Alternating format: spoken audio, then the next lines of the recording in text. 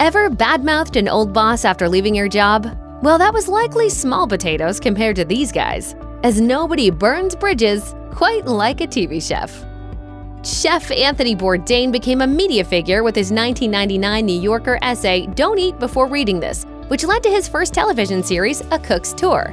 The Food Network ended production in 2003 after 35 episodes, and Bourdain moved his format to CNN with no reservations.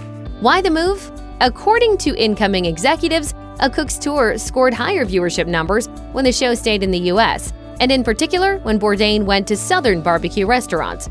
Bourdain disagreed, however, and when the network refused to fund a production trip to Spain, he walked away. After Food Network evolved into a channel based more on entertainment and personalities than chefs, Bourdain frequently weighed in with his opinion. During a guest blogging stint on food writer Michael Ruhlman's website in 2007, Bourdain praised Food Network stars Alton Brown and Emeril Lagasse, but called Bobby Flay's various televised competitions with small-town cooks a cruel exercise in humiliation. As for self-proclaimed amateur cook Rachel Ray, Bourdain wrote, "She only grows stronger and more powerful, her ear-shattering tones louder and louder." Bourdain also called Sandra Lee a frightening hellspawn of Kathy Lee and Betty Crocker at a live show in Atlanta in 2015.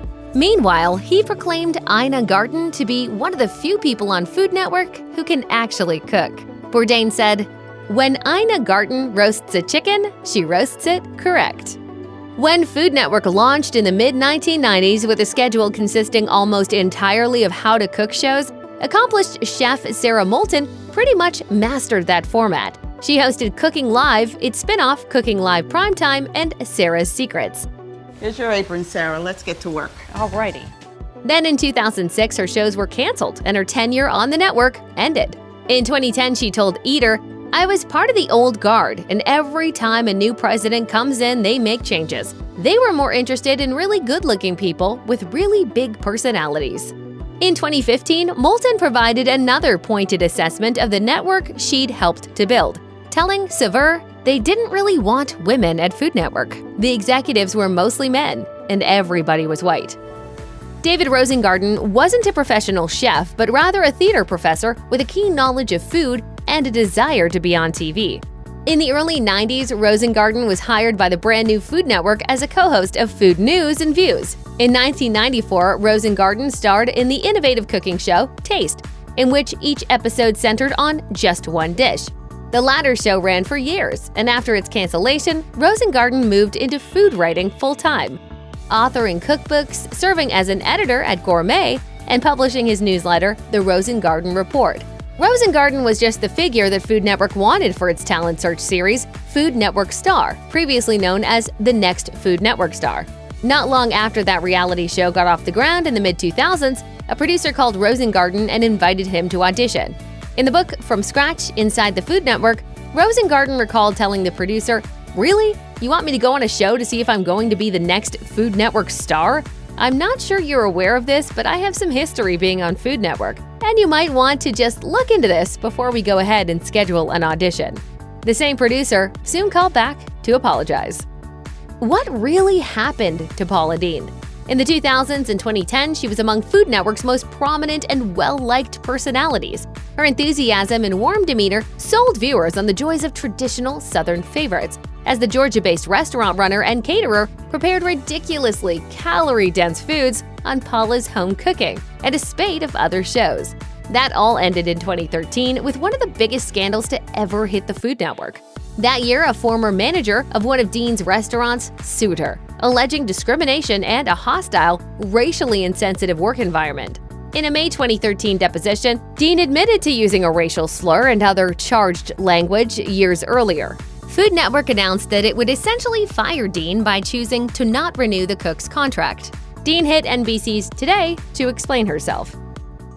I believe that everyone should be treated equal, and that's the way I was raised, and that's the way I live my life.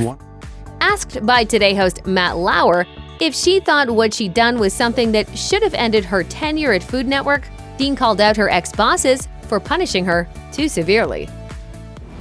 Would I have fired me? Knowing me? No. Emeril Lagasse was one of the first and biggest stars in the early days of Food Network. His first cooking show premiered in 1995, but it was Emeril Live, which arrived 2 years later, that really kicked things up a notch. Bam, bam, bam, bam, bam, bam. In 2004, a study commissioned by the network's head of programming indicated that the younger viewers' advertisers preferred wanted, innovative food shows akin to Iron Chef America and Good Eats, rather than straightforward cooking programming.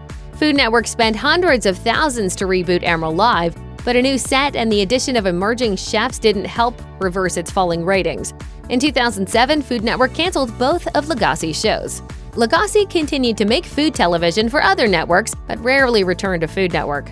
It took 9 years for him to publicly discuss his departure from the channel, which didn't come without some other opportunities. In 2016, he told GQ, "They wanted me to create these reality shows for Food Network, and at the time I just wasn't into it. When it ended, everybody felt like it was time for a little break. I didn't necessarily think that, but that's what everybody else thought, that maybe it was time for a break from Emeril." Actor Valerie Bertinelli joined Food Network in 2015. On April 8, 2023, Bertinelli posted a bittersweet video on her Instagram account inviting followers to watch the season 14 debut of Valerie's Home Cooking. The bad news is that it's its final season.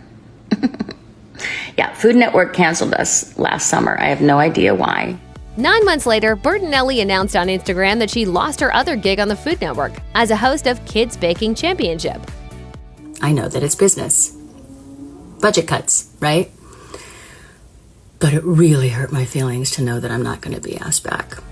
Over the next few months, the sadness and heartbreak gave way to more pointed anger and criticism, with Bertinelli using Threads to lament how the Food Network had evolved. She wrote, "I fell in love with Food Network 2 decades ago because of all the amazing In the Kitchen shows.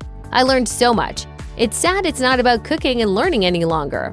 Oh well, that's just business, folks."